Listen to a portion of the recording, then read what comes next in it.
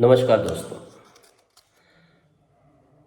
हम लोग बात करेंगे स्वामी प्रसाद मौर्य जी की। नो डाउट स्वामी प्रसाद मौर्य जी बहुत ही संघर्षशील नेता हैं और बहुजन समाज की बात करते हैं। पर कुछ दिनों जब वो बसपा से जुड़े हैं तो बाबा भीमराव अंबेडकर साहब, ज्योतिजे फूले, पेरियार साहब, ललई पेरियार, तमाम महापुरुषों और इन सभी की बात करते थे, बहुजन की बात करते थे और करते आ रहे हैं। पर कुछ दिन पहले जब वो बीजेपी में चले गए थे तब उनका थोड़ा सा बहुजन जो आत्मा थी वो आत्मा उस समय थोड़ा शांत हो गई थी। पर वो फिर लाभ के नाते या वो बोल नहीं पा रहे थे, वो उनका तेवर दबते चला जा रहा था, या फिर यूँ कहें कि उनकी छाप घटती जा रही थी, उनको जानने वाले कम होते चले जा रहे थे, उनका नाम जो ख्याति थी वो थोड़ा कम होने लगा था। और जहाँ तक हम समझते हैं कि स्वामी प्रसाद मौर्य जी अपने तेवर से जाने जाते हैं, अपनी आवाज़ से जाने जाते हैं और उनके विषय में आज कुछ विस्तारित बात कर लिया जाए। मंत्री रहे कई बार, बसपा के बड़े चेहरा थे। इसके बाद श्रम मंत्री बनाए गए भाजपा में और लगभग मौसम को देखते हुए उन्होंने भापा कि 2022 में समाजवादी पार्टी की सरकार बनेगी, तो वो आए और आदर के साथ, मान सम्मान के साथ बहुजन के बेटे को माननीय राष्ट्रीय अध्यक्ष जी ने स्वीकारा। बौद्धिक विचार के व्यक्ति थे, उनके विचारों से प्रभावित भी हुए तो कहें नहीं, समाज के लिए अच्छा काम करेंगे और समाज में बेहतर संदेश देंगे। माननीय राष्ट्रीय अध्यक्ष अखिलेश यादव जी ने समाजवादी पार्टी में उनका स्वागत किया और आते ही उनको चुनाव भी लड़ाया गया, जहां पे 40,000 के इर्द गिर्द में चुनाव हार भी गए, 40,000 वोटों से हारे। और फिर भी माननीय राष्ट्रीय अध्यक्ष जी का बहुत बड़ा दिल था और उस दौरान भी उनको एमएलसी अपने पार्टी के कोटे से उनको भेजा गया और उनको पद भी दिया गया। तब पर भी इन्होंने स्वीकार भी किया और माननीय राष्ट्रीय अध्यक्ष जी का तब पर भी बहुत बड़ा दिल। इसके बाद उनको सोचिए, पार्टी में बहुत पुराने लोग सेवा देने वाले हैं, पार्टी के प्रति उनका भाव श्रद्धा हमेशा बनी रही। नेताजी से लेते हुए सबकी सोच को रखते हुए, लोहिया जी की सोच में, जनेश्वर मिश्र जी की सोच को लेते हुए, बाबा साहब अम्बेडकर साहब की सोच को देखते हुए, जयप्रकाश नारायण जी के सोच को लेते हुए, तमाम ऐसे महान पुरुषों की सोच को लेते हुए समाजवादी पार्टी में बहुत ऐसे लोग जुटे थे। जबकि अभी वो पार्टी के पदाधिकारी इस लेवल पे नहीं हो पाए थे जो इस लेवल को समाजवादी पार्टी में माननीय राष्ट्रीय अध्यक्ष जी ने स्वामी प्रसाद मौर्य को दे दिया था, राष्ट्रीय महासचिव का पद।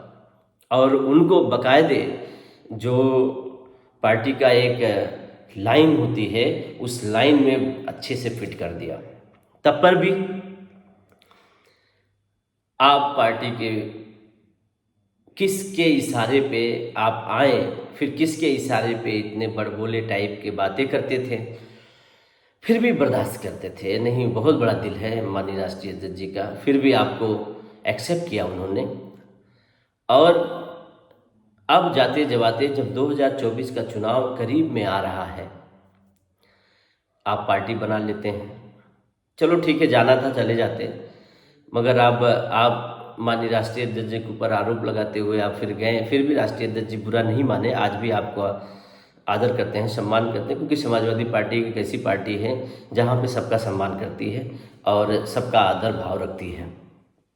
फिर भी आपने पार्टी बनाया, सब कुछ किया, उसमें भी कोई बात नहीं। बहुजन की बात करते हैं, लगातार आपने चिल्लाया गरीबों के लिए, किसानों के लिए, नौजवानों के लिए, बेरोजगारों के लिए और वंचितों के लिए और लोकतंत्र के लिए, संविधान के लिए, तमाम जो भी समाज का ढांचा है, सारे ढांचा पे आप बात रखते हुए आज अपने पार्टी में सारी बात को चिल्लाते हुए ऐलान किया।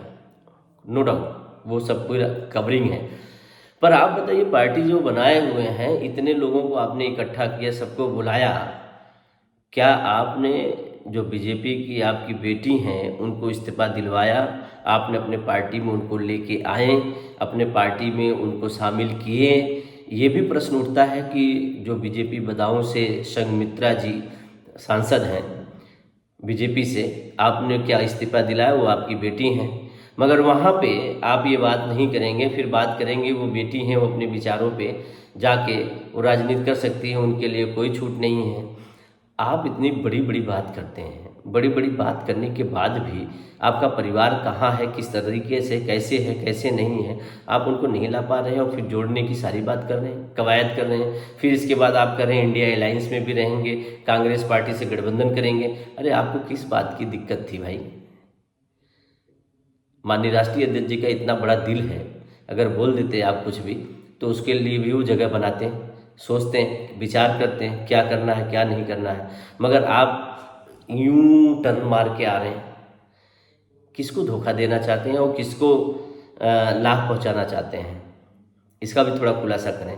आपके भतीजे हैं प्रमोद कुमार मौर्य जी, वो बीजेपी में रायबरेली से टिकट मांगने के लिए लगे हुए हैं।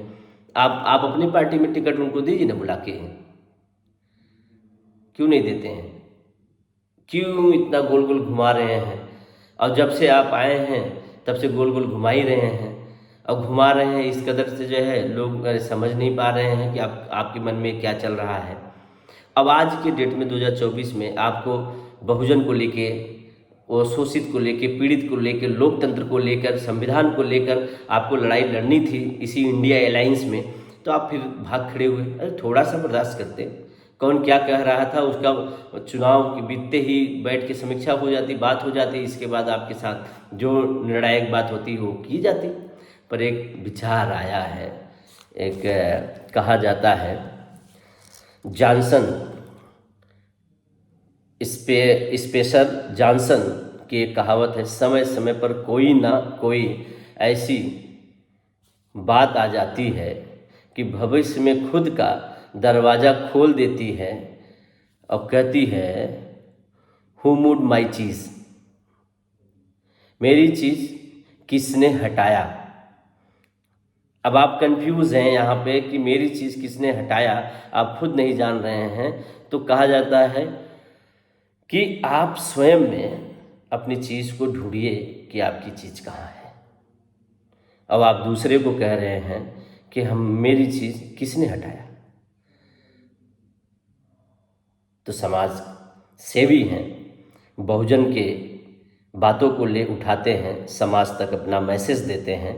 तो आप बहुजन के आज देश किस दिशा में जा रहा है, किस परिस्थिति से गुजर रहा है, तो पार्टी की सख्त ज़रूरत है उन बहादुर नेताओं की जो नेता बहुजन की बात करते हैं, लोकतंत्र की बात करते हैं, संविधान की बात करते हैं, देश को बचाने की बात करते हैं, देश की परिस्थिति स्थिति जो गलत दिशा में जाते हैं उसको सही दिशा में परिवर्तित करने की बात करते हैं। तो आप इस पे बात करें, गुमराह न करें, समाज को भी साथ लेके चलें। समाज आपका बहुत बड़े तबके में का समाज आपका है और समझदार है, आप उनको अपने रास्ते पे से भटकाइए मत और उनको सही रास्ते पे उनको मैसेज दीजिए ताकि वो आपके साथ जुड़कर और देश हित के कार्य कर सकें। जय हिंद, जय भारत।